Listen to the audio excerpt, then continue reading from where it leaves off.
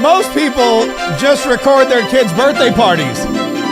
Don Lemon records himself committing major felonies. Like, what is that all about?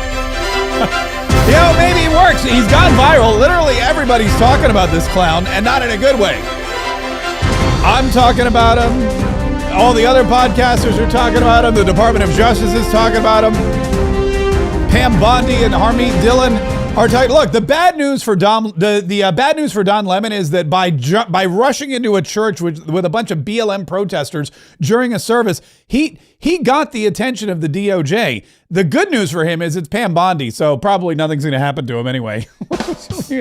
Don Lemon, this guy, it's amazing to me. He keeps screaming active journalism. Don Lemon has never committed an act of journalism in his life, and joining BLM and bursting into a church and harassing the preacher and making fun of the people, the children. Don Lemon literally was videotaping, or somebody was he was videotaping himself outside the church with kids trudging on the ice, which was very slippery. They're crying and they're traumatized, and he's pointing that out. He's literally recording himself abusing children.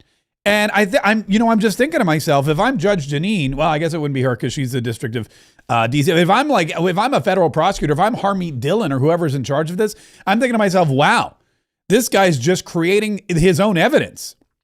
It's really amazing how Don Lemon has just become dumber and dumber ever since leaving CNN. I didn't think it could happen, but that's the thing. That's the difference too, because when Don Lemon was strapped to a desk, it was different. Now he's out on his own. He has no legal department. He has no producers telling him what he can and cannot say. He has no actual feedback from anyone in charge. So he's just out there willy-nilly doing and saying whatever. And now he's got to suffer the consequences, and the consequences could be jail. Probably not, because as I mentioned before, Pam Bondi, and she's not really big on prison time for offenders. She's not really big on prison time for law breakers and criminals. So probably Don Lemon's going to be okay. But what he did, his actions were just, you want to talk about deplorable stuff, and we'll talk about all that deplorable stuff here in just a minute. First though, thanks so much for being here. Make sure you subscribe to this channel. Make sure that if you're not subscribed to the channel, our YouTube channel is boom, taking off like a rocket. Our YouTube channel, it's almost like Elon Musk made it. That's how big it's getting. We got to 100,000. Let me not diminish my own accomplishments here. We got to 10,000 I just did it again. We got to 100,000 subscribers last week. And in that time, we've already gotten almost 3,000 more. And in the old days, before, when we were sub 100K, this is how it's going to be. It's like BC and AD. There's before Christ, and then there's Anno Domini, which is after. It's just the Latin way. And why do they do that? Why is before Christ not in Latin, BC, but then after Christ is Anno Domini, and it's after Christ? I don't understand why that. And it doesn't matter. But so we're gonna have like before 100K and then after 100K. So pre 100K, it took us a long time to get like 2,000, 3,000 followers. But post 100K, forget about it, man. That's like people just can't wait. It's like they just can't wait now to subscribe to this channel. So if you're not subscribed yet, you're going to want to go ahead and do it, because there's a waiting list. Apparently, there is a mob. There's a mob of people ready to subscribe to Mark K Saves the Republic, just like they're ready to run into a Baptist church in Minneapolis and start chanting "Ice, ice, go away, come again some other day." So we appreciate that. If you're listening to the podcast page, same thing. Podcast, Facebook. It's amazing. It's amazing how I thought I was getting less and less popular. Like, I thought the older you get, the less cool you become, but evidently that's not the case. Apparently I'm getting wiser and more, I don't know, intellectually stimulant. I don't know. People like me, so I'm glad. And I want to make sure that, you can get all the content, because we're working around the clock. There's no weekends anymore.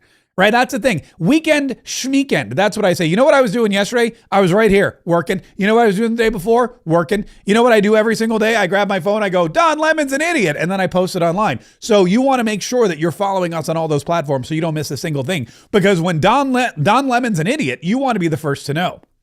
Okay, Don Lemon's always an idiot. But when he does something exceptionally or newly idiotic, you definitely want to be the first to know. So there's that. Let's get, you know what? And there's other news, but really there's no other news today. There's other news, but there's no other news today.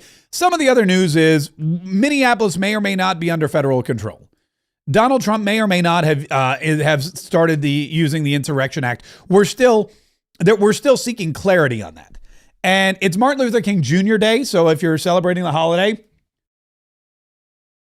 pardon me, I didn't mean to sneeze in the middle of that. If you're celebrating the holiday, salute to you. And yes, you can take some time today later to reflect on the life and time of the Reverend Dr. Martin Luther King Jr. That's what one of my son's professors said.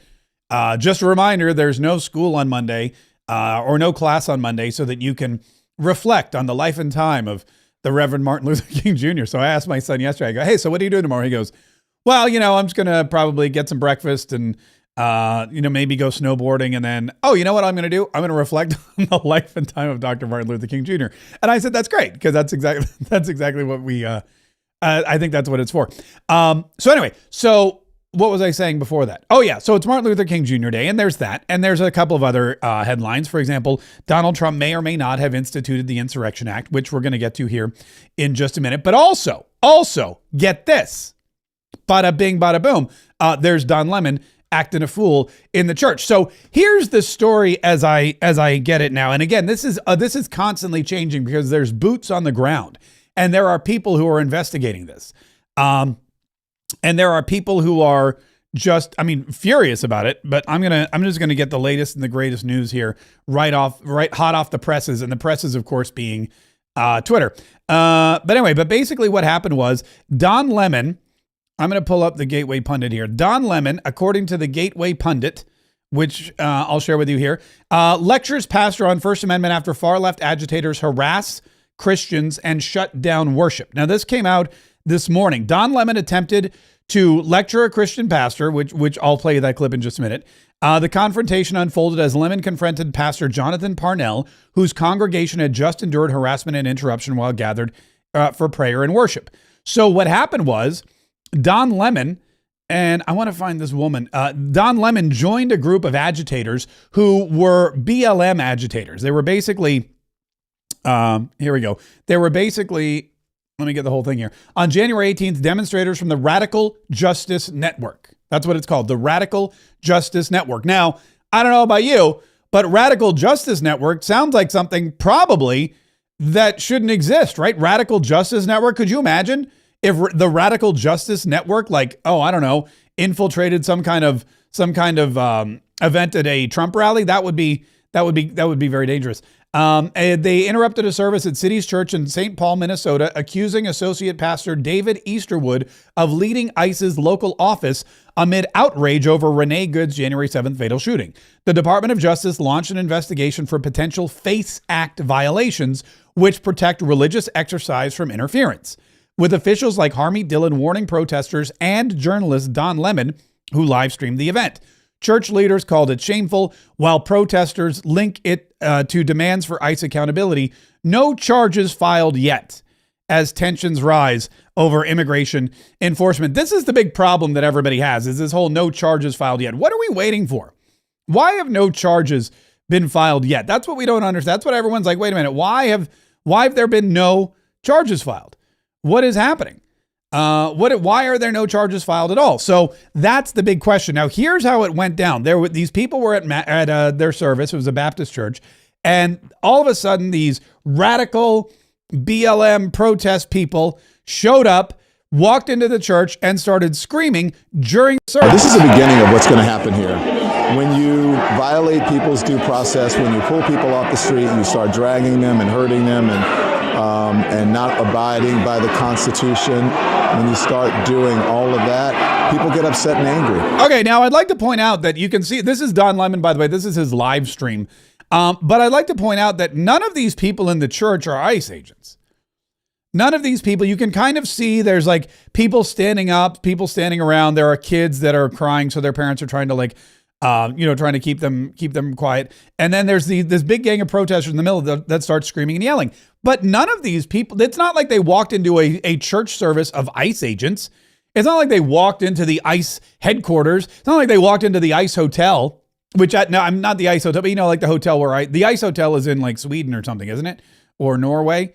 and you can actually go and like sleep on ice beds. It doesn't matter. But it's not like that. That's not what we're talking about here. This is not an ICE church. This is just a Baptist church that these people decided to attack. For what reason? Well, they believe that the leader of the congregation is harboring ICE or protects ICE or likes ICE. Who even knows? I don't think they even know.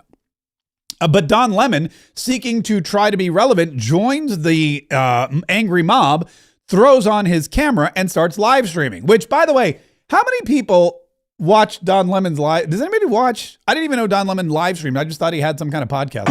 Remember what the civil rights movement was about. The civil rights movement was about these very kinds of protests. And for some reason, in our modern era, people think that in order to have protests, you got to be, cordoned off to a certain area and, what time you can protest.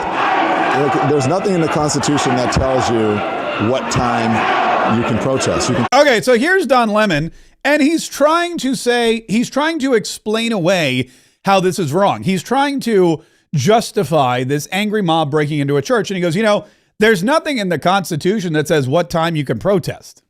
It's weird. That's the dumbest thing I think anyone's ever said. There's nothing in the Constitution that says where and when you can protest. That's actually not true. That's actually not true, because you cannot just barge onto private property and protest. Then it becomes trespassing. And if you don't leave when somebody says leave, it becomes criminal trespassing. And the Constitution allows you to, well, you know what? I have it right here.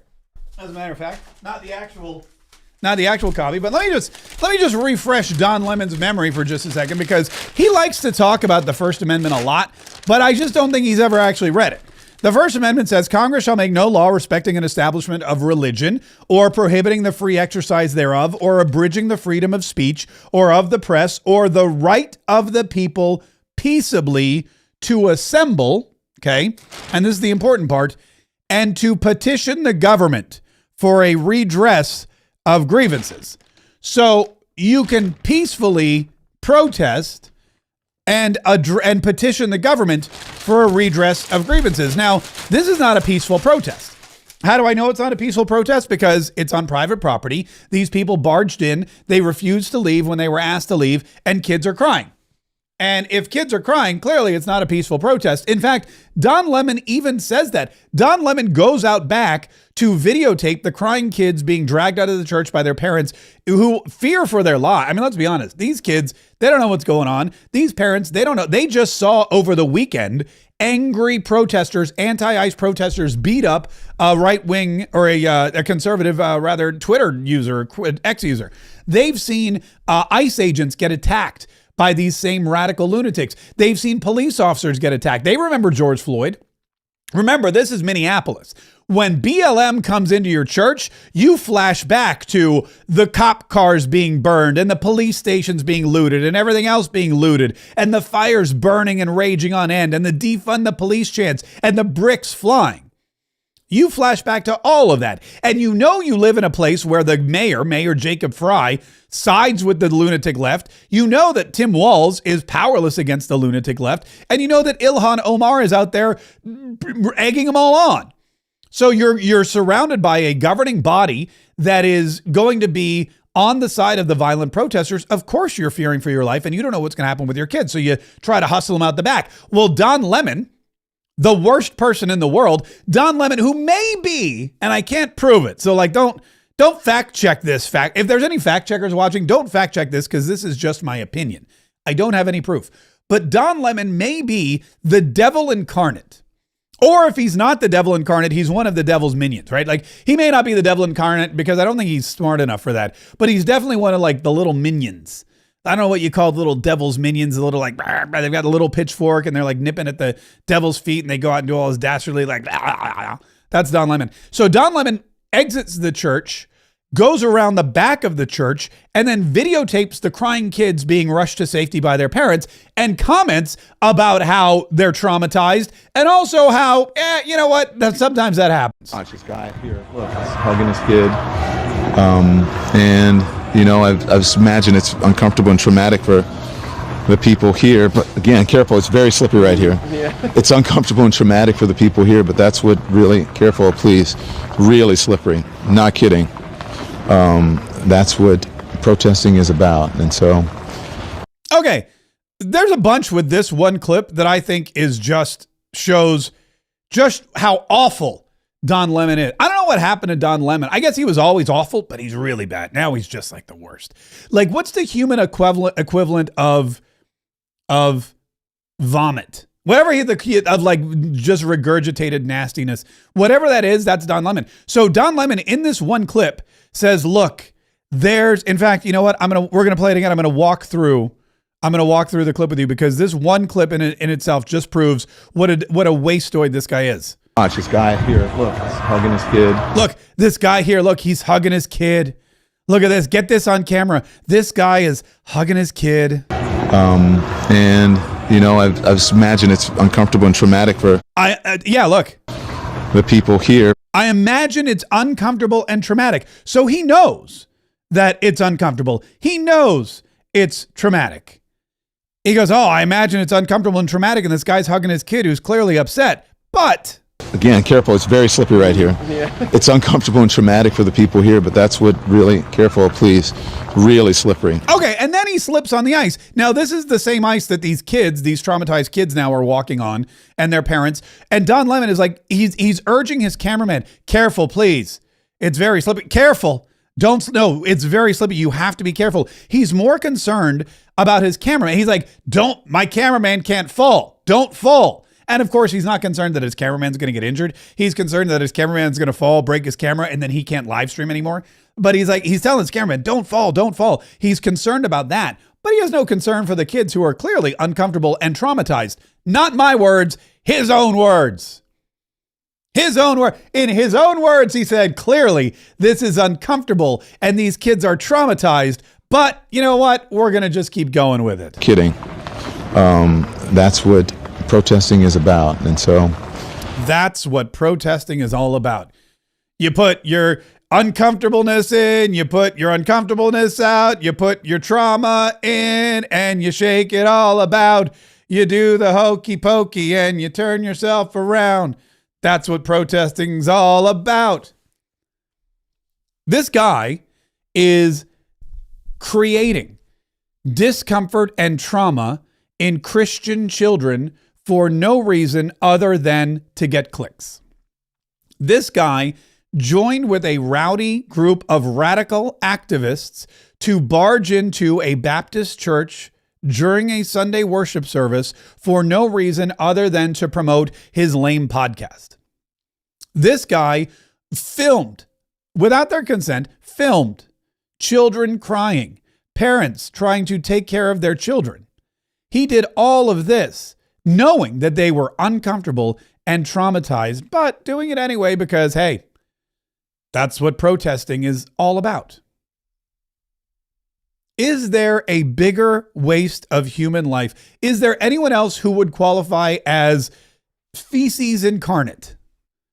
I mean, it's really, the more I watch this clip, the more angry I get with this guy. This is just one of the most despicable acts of anything I've ever seen. And Don Lemon, totally fine with it, by the way. In fact, Don Lemon went and started lecturing the pastor. A Baptist minister is giving a sermon in a church to a bunch of faithful Christians. Don Lemon goes up and starts harassing him, starts asking him all these pointed questions, and then claims to be a Christian. What do you think of this? I mean, this is unacceptable. It's shameful. It's shameful to interrupt a public gathering of Christians in worship. But there were folks who will say, I have to take care of my flock. okay, but listen, we live in there's a constitution in the First Amendment to freedom of speech and freedom to assemble and protest. Yeah. We're here to worship. We're here to worship Jesus because that's the hope of these cities. That's the hope of the world is Jesus Christ. I want to be very respectful. Please don't push me though. We're here to worship Jesus. Yes. That's why we're here. Yeah. Okay. That's why we're here. Okay. That's what we're about. Don't you think Jesus would be understanding we're about and love these folks? We're about spreading the love of Jesus. But did you try to talk to them as a Christian? No one is willing to talk. Okay. I have to take care of my church and my family, so I asked that you actually would also leave this building. You don't want us to chronicle what happened? Unless you're here to worship. I'm always worship. I'm a Christian. We're here to worship. Yeah. We're here to worship. Okay. Thank you very much. I appreciate it. Yeah, that guy. I mean, this is, first of all, this is why all churches need armed guards. Churches, schools, you need armed guards, folks. You need armed guards. You need a bunch of Kyle Rittenhouses standing at the door while people are worshiping, just for this kind of nonsense doesn't occur. You know, I mean, there's a whole bunch of other reasons. Yes, the church shootings are on the rise. Yes, there's lunatic leftists who are acting a fool and you know, trying to take out their vengeance on Christians of all different religions. You've got you know, Islamic terrorists. You've got all kinds of things going on in this world.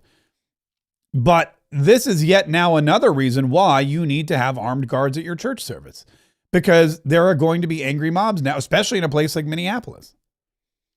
It's deplorable. And for Don Lemon to turn around and say, oh, I'm a Christian. Oh, no, you're not. Fun fact. No, you're not.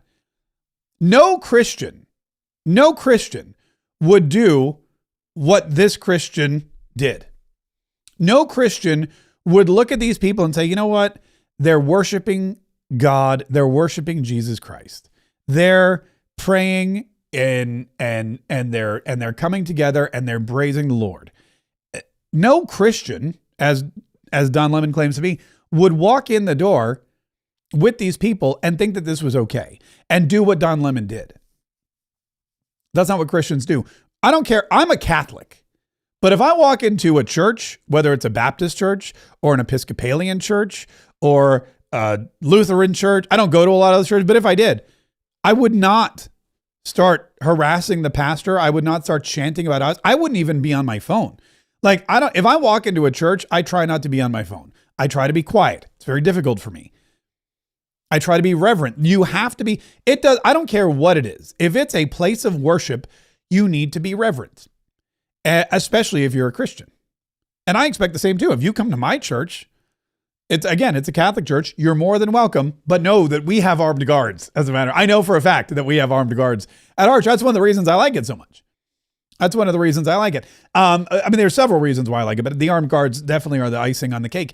But the fact of the matter is, if you're a Christian, you don't act like this in a Christian space. I don't care if it's not your denomination. And protesting the government never takes precedence over worshiping God. Everybody knows that. Everybody knows that. God. Look at the Marine Corps. Even the Marine Corps, which is a branch of the U.S. military, and they're pledged mission is to protect the United States of America from all enemies, foreign and domestic, no matter what. Even the Marine Corps, God, country, unit, corps. God is first. God, country, unit, corps. God is always first. And if you go to church, they'll tell you that. They'll say, look, I don't care what the laws of man say. The laws of the church say this. I don't care what the laws of man say. I don't care what the politicians are doing in Washington, D.C. God's word is law, and God's word is this, which means that's your law. I don't care if abortion is legal in your state at 6 weeks, at 15 weeks, at 1,000 weeks, at whatever. It doesn't matter. God says, thou shalt not kill. That's pretty much, it's cut and dry. That's the word of the Lord. So you can't say, well, I'm sorry to bust into your church service here, Reverend, but sometimes protesting's uncomfortable. Doesn't matter what the Constitution says. It doesn't matter that the Constitution protects your right of freedom of religion and the First Amendment, because God is above the Constitution. Everybody knows that. Except for Don Lemon, apparently, the Christian who's there to, I don't even know. This guy's crazy. He also interviewed this other, I guess he was just looking for content. He's like, okay, now I gotta milk this for all I'm worth, which is not a lot. And he goes, let me interview this worshiper here. These people have come into our house, and they've interrupted our worship. This is a house of peace, and we try to proclaim that. And this stirs division and rancor. And in the end, it's not helpful. Ultimately, I believe they've lost. They've emptied a house of worship. Everybody's gone home. Their point has been proven worthless. And so, in the end, I think they lose.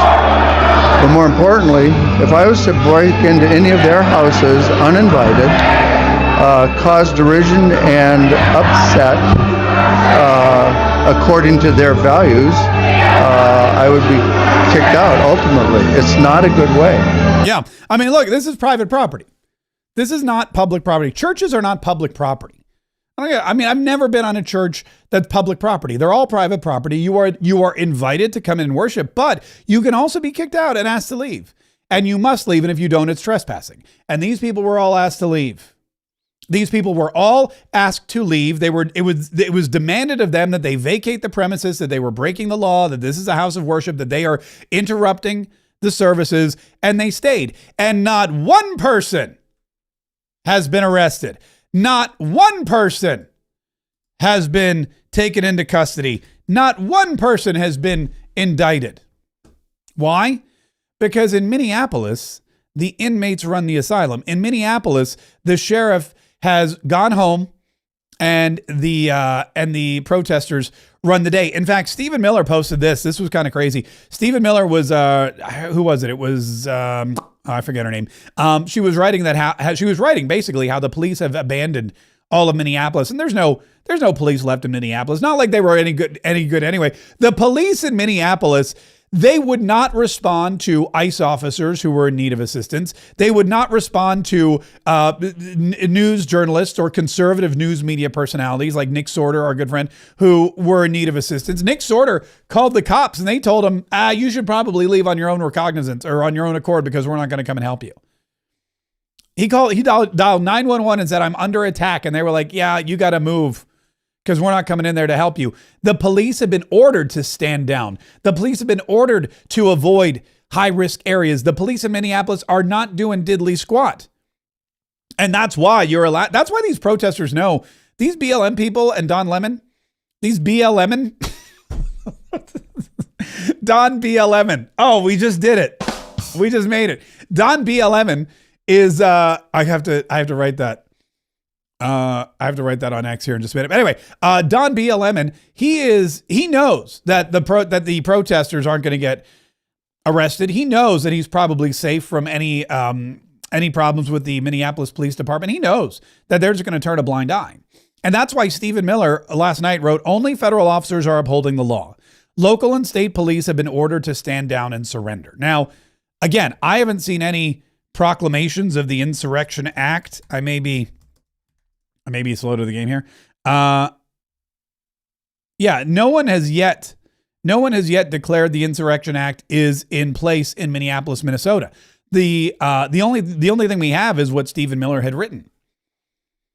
I'm trying to see again what's coming up and what's happening. Nope, nothing yet. But the fact of the matter is, so Don Lemon and all these other BLM and protesters, they thought they were fine. They thought they were off the hook. And maybe the folks in Minneapolis, Minnesota are. But Don Lemon forgot that the Department of Justice does not like people who interfere with other people's religious freedoms. That Donald Trump does not like people who get in the way of Christians who are practicing their Christian faith. I mean, he had Nicki Minaj at the White House because of what was going on in Africa. You don't think he's going to head to Minnesota and take care of Don Lemon? I think he will. And that's exactly what's happening. Harmeet Dillon posted that she was in contact with Pam Bondi. Again, not something that makes me super excited, but whatever. Let me pull this up. Harmeet Dillon, who is the Deputy Attorney General in charge of civil rights, she said, was on a call with AG Pam Bondi, who called Pastor Jonathan Parnell in Minnesota concerning the outrageous invasion of his church today. AG Bondi is personally looped into and supporting civil rights investigation, and I'm grateful for her leadership and experienced judgment. That was Harmeet Dillon. She posted that last night at 10:19.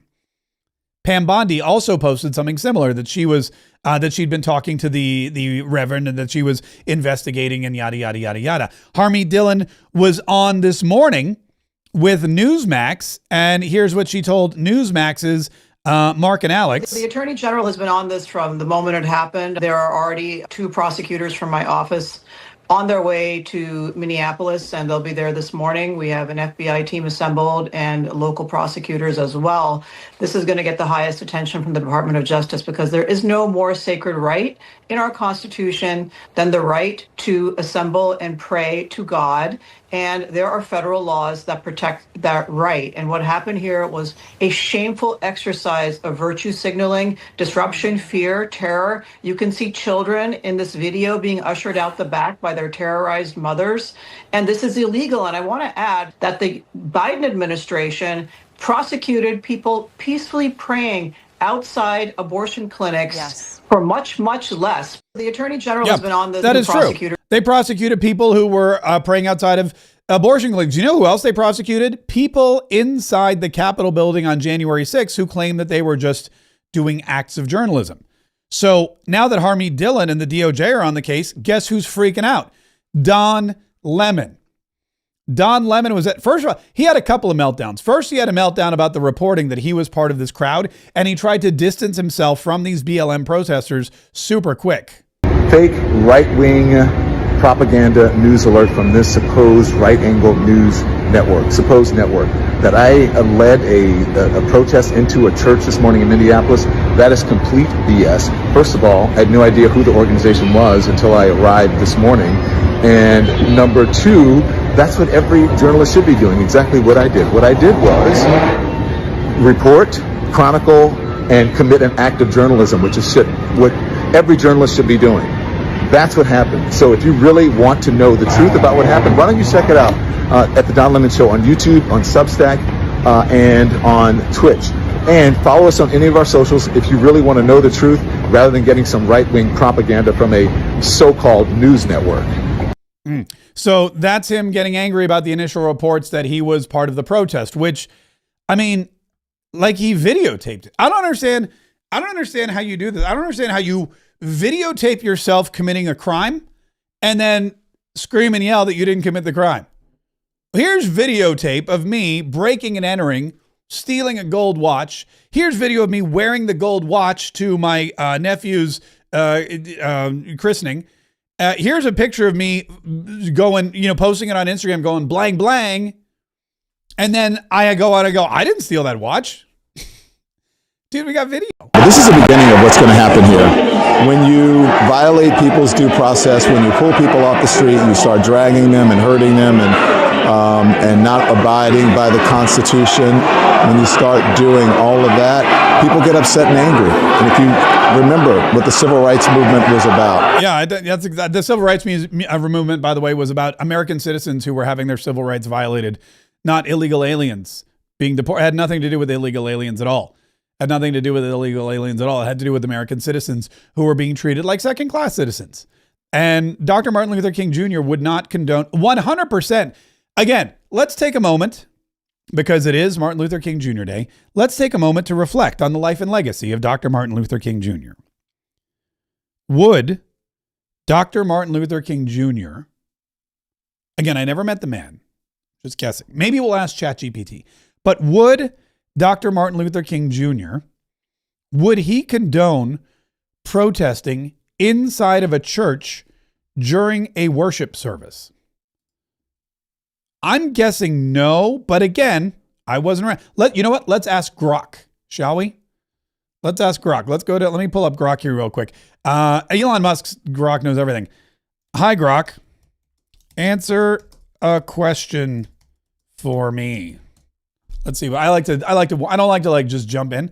All right. Grok says, hi, Mark. Sure thing. What's the question? Fire away. Based on historical evidence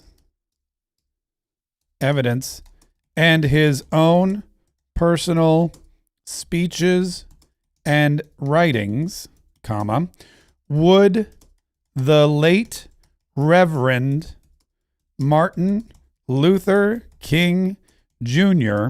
condone or oppose the... I have a lot of errors. I want to make sure I spell everything correctly.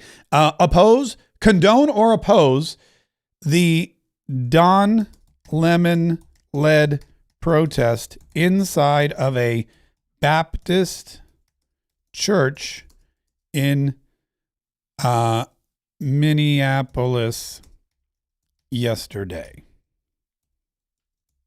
All right. Let me change church because I wrote it as crush. The Don Lemon led. Okay, let's see what Grok says. And Grok is going to go in and look at all of Martin Luther King's writings and speeches and all the background information, and we're going to see what he says. MLK advocated nonviolent civil disobedience inspired by Gandhi, blah, blah, blah, blah. Might align with peaceful church protest. Let's see. Analyzing MLK's views, searching on X. It looks like we're getting close. It looks like we're getting close to an answer.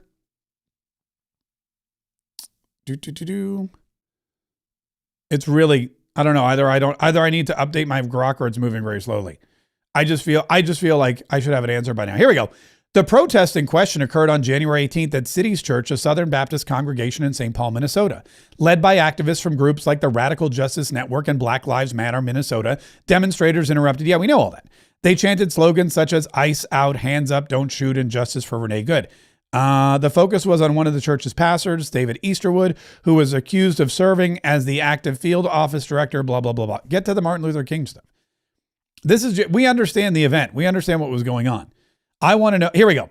Dr. Martin Luther King Jr., a Baptist minister and leader of the civil rights movement, outlined his philosophy in numerous speeches and writings, most notably in his 1963 letter from Birmingham jail and his 1963 I Have a Dream speech. His approach was rooted in nonviolent direct action inspired by Christian teachings. What would King condone or oppose this protest? Based on King's writings and historical actions, he would likely oppose the specific method of this protest, storming and disrupting a Baptist church service while potentially sympathizing with elements of the cause. He did not, as a fellow Baptist minister, King would likely see interrupting worship as sacrilegious and counterproductive. His own protests respected religious institutions. For example, the March on Washington included prayers and hymns, not invasions. This is great. Lack of self-purification and strategies. King stressed self-purification and targeting the root injustice. Here, the church itself wasn't enacting ICE policies. It was the pastor's alleged dual role. Protesting at an ICE office or through public marches might align better with King's tactics. There you go. And Grok knows everything because Elon made it. So based on Grok, Martin Luther King Jr. would be totally opposed to what Don Lemon says is how civil disobedience and civil rights is supposed to work. Now, Don Lemon, while he was at the airport fleeing the scene of the crime, also found out that Harmeet Dillon, whose name he does not know, but he soon will, was investigating him, and he further melted down. MAGA administration and the fake news MAGAs are losing their mind over something that's not even true. So let me just make it clear, because this assistant attorney general, I don't know, gosh, what's her name? Something Hammett, Dillon or whatever. So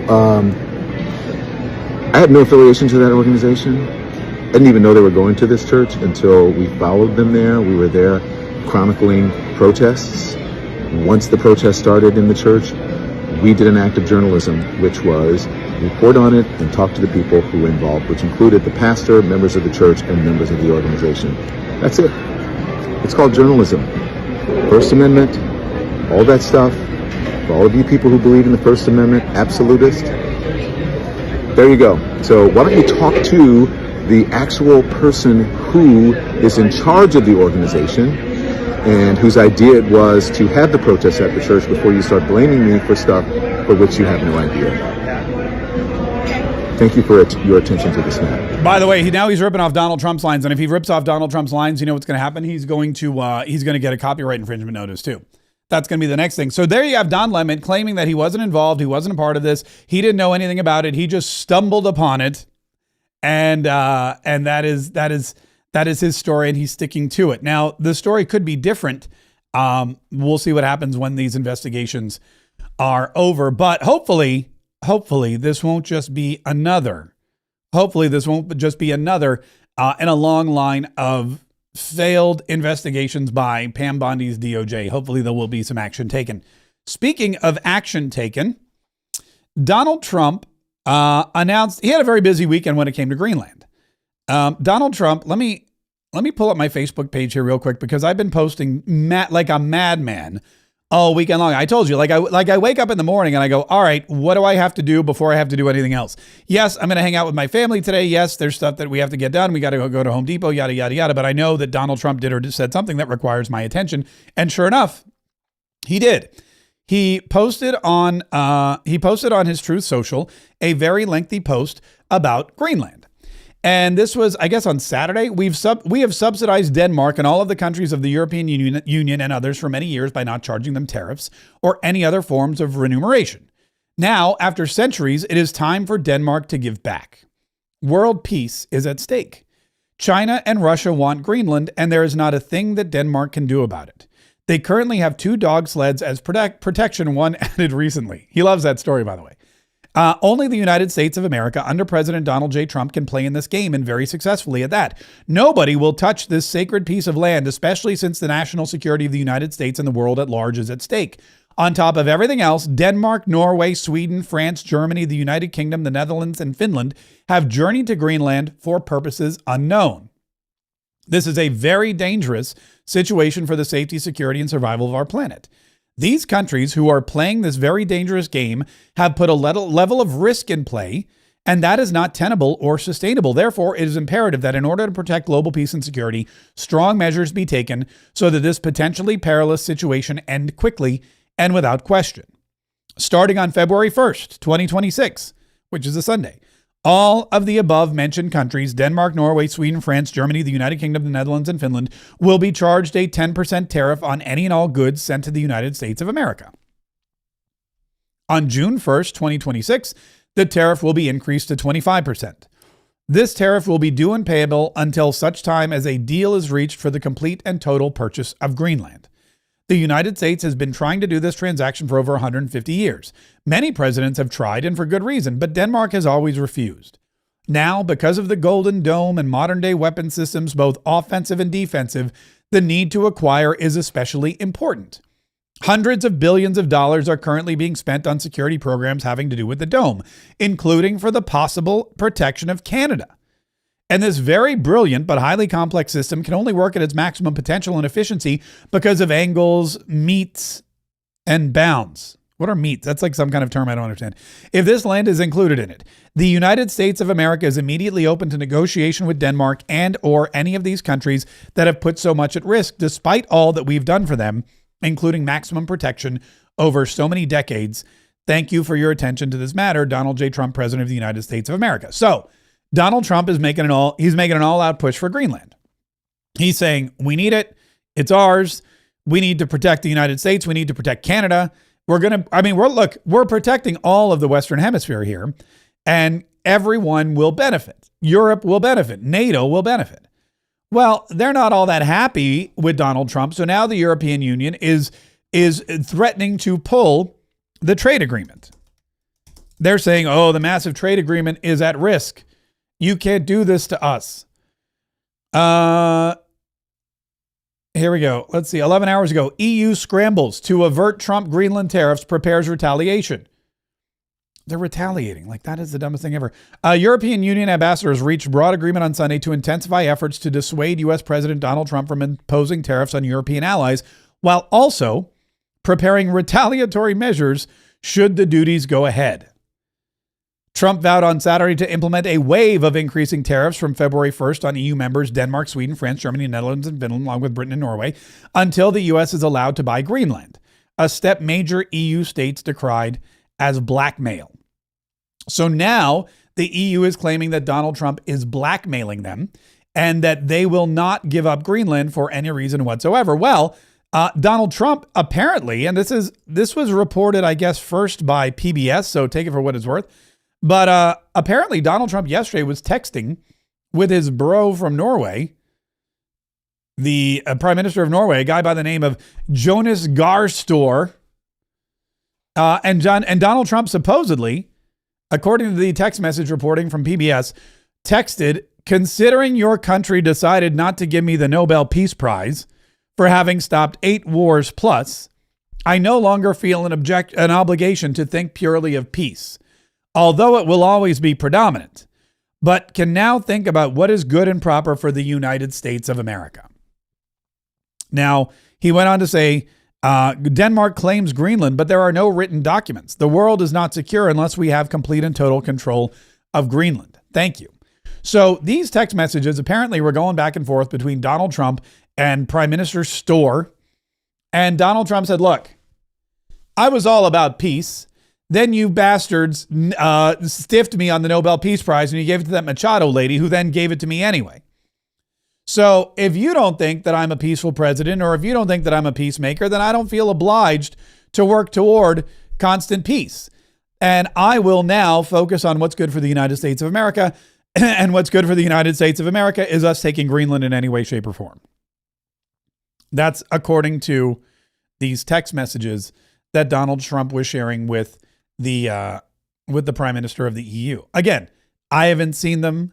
I just know what's being reported, but I'm going to be honest with you. That 100% sounds like something Donald Trump would do. That's a negotiation tactic too, right? Because Donald Trump is able to, how do I put this? Donald Trump's a chameleon when it comes to negotiation. When he wants a peace prize, what does he do? He goes out and he ends wars, 9 of them to count. Donald Trump was dead set. He wanted the Nobel Peace Prize so bad that he decided the best way to do it was to create peace on earth, goodwill toward men. And he did it almost all. We're still, you got the pesky Ukraine-Russia war that doesn't seem to end for any reason, but that's neither here nor there. He got other long-standing wars to end.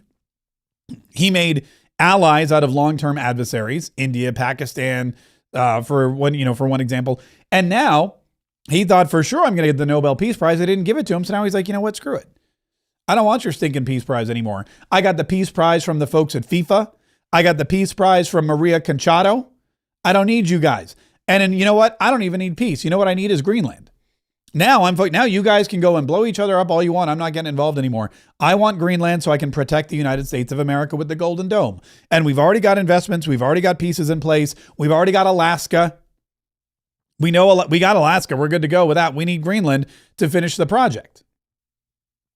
And that is something that Donald Trump is dead set on. So now, instead of being the peace president, he's going to be the, you know what? You guys thought I was, now, since you don't recognize my ability to bring peace, since you didn't recognize my desire for peace, since you didn't recognize my outstanding accomplishments toward the peace process in the world, screw it. I'm just going to take Greenland. And I don't care about peace. I don't care about peace anymore. And you and your country can stick it where the lutefisk don't swim. I don't know. I don't think lutefisk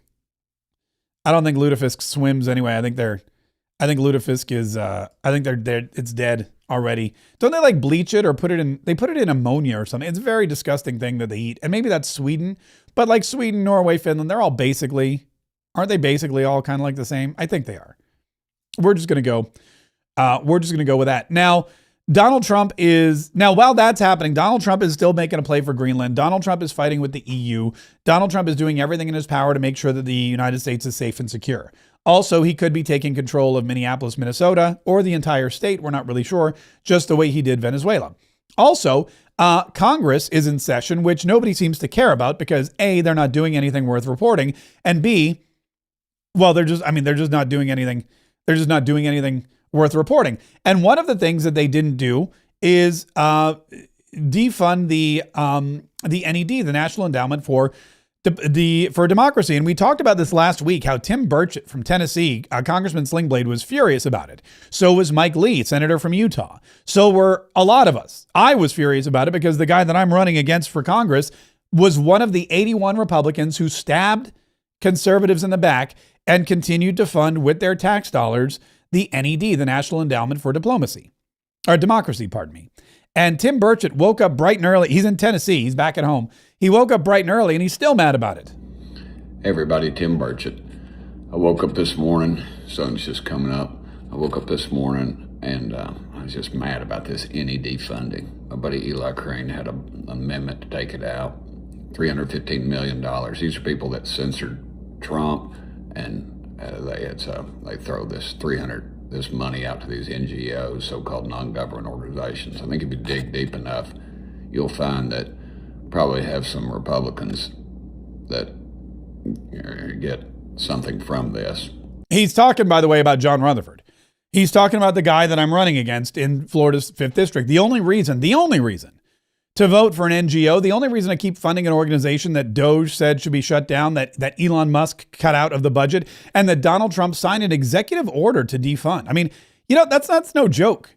That's not a mistake. You don't sign an executive order by mistake to defund an organization. There were lawsuits against the president of the United States and against the federal government for defunding this organization. They sued because they wanted to keep getting their billions and billions of dollars from taxpayers. And you had 81 Republicans who voted with them and with the Democrats, and John Rutherford was one of them.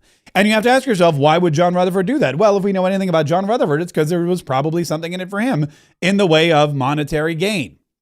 And Tim Burchett is corroborating that report, saying if you are one of the Republicans that voted with the Democrats to fund the National Endowment for Democracy, which is pro-censorship, which has spent money to censor and stop Donald Trump's freedom of speech, among others, then there's probably something in it for you. Not illegally, but either through dark money or family members that work for these groups. And it's repulsive, really. You know, I know the Democrats are a bunch of Marxist. What the heck is our excuse? We sit here and pat ourselves on the back in conference meeting talking about how hard we work to do this, to do that. Well, guess what? You're paid to do that. America's sick of this stuff. I'm sick of it. $315 million thrown away on a group that actually worked to censor President Trump. Your tax dollars. If somebody wants to do that privately, that's their dadgum business. But the American taxpayer shouldn't be held at a gunpoint, literally paying taxes for this stuff. We can do so much better, folks. These folks they're drunk on power, and they forget who sent them there. We need to start reminding them of that. We gotta get going, folks. Hope everybody in church this morning says a prayer for our country, because we need it. We need it bad. We are out of control with this spending and the support of these groups, and they laugh at y'all. The arrogance that we see in Washington, D.C. is beyond belief. We can do better. Start holding our folks accountable. It's too late now. You know, we've closed the barn door after the cows left. We need to close the barn door when the dadgum cows are still in the barn. We got to start doing better. Some folks don't read the bills, and I get it. They got a staffer that tells them, and there's a lot of reading to do, and you can't do it all, but we gotta do better. We can't keep going down this path. Thank y'all so much for sending me here. We'll keep fighting. Pray for our country. By the way, that was a two dadgummer. I don't know if you heard it. There were two dadgum. You know, he's here. First of all, I feel bad for Tim Burchett. I feel like sometimes he feels like he's fighting this fight alone, which probably he is. I mean, you have 81 Republicans in the Congress crossing the aisle to vote with the Democrats. But that was a two dadgummer. There were two dadgums. One about the dadgum cows, another about the dadgum bills, and not the ones that lost to the Broncos, you know, the Bills in Congress. And the poor guy, he's on vacation, or not on vacation, but he's back home. He flies home, I guess, for the weekend. And they had a busy week of votes and bills, and he was fighting, and everyone was like stabbing each other in the back, and the Republicans were stealing your money. And he flies back to Tennessee, and he wakes up on his farm at like 5 o'clock in the morning, and he goes, man, I just can't sleep thinking about these horrible people and the terrible things they're doing and how broken our government is. I mean, he can't even sleep, this guy. And he's one of the good ones. Now, fun fact. The people that are taking advantage of the system, the people that are taking advantage of you and your taxpayer dollars, people that are funding these NGOs, the people that are funding the National Endowment for Democracy, the people that are probably getting dark money donations or jobs for their relatives or whatever else it is that they're doing, those people, they sleep great on satin sheets with pillow top mattresses. They're drinking, 25-year-old scotch before bed. They're probably sleeping tuxedos. They have caviar for breakfast. They're doing just fine. They don't care at all.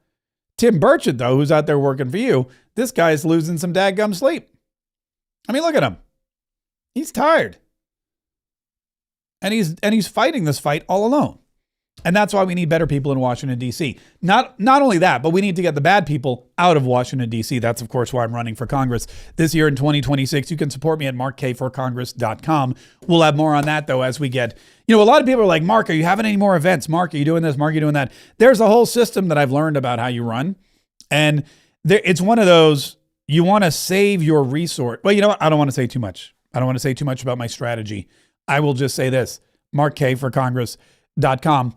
If you want to help me do some damage. Otherwise, the best thing you can do is subscribe to this platform, whatever platform you're watching, whether it's YouTube or Rumble or you're listening to the podcast. Make sure you subscribe. Make sure you say, yes, I want this content. Yes, this is exactly what I need. Yes, I want to follow Mark K's messages. Yes, I want the entertainment every day. Yes, I want the information every day. Yes, I want to know what's happening in this world, who's fighting with me, who's fighting against me, who I need to stand up for. I need to know exactly the truth every single day, because only by knowing the truth will you be able to stay inspired and enlightened and motivated takes a lot of motivation. You need to know the truth just for motivation's sake. You need to know that while we're in dire straits, it's not all that bad. And while it seems like maybe the bad side or the bad people are winning, there's still a lot of good people out there who are winning too.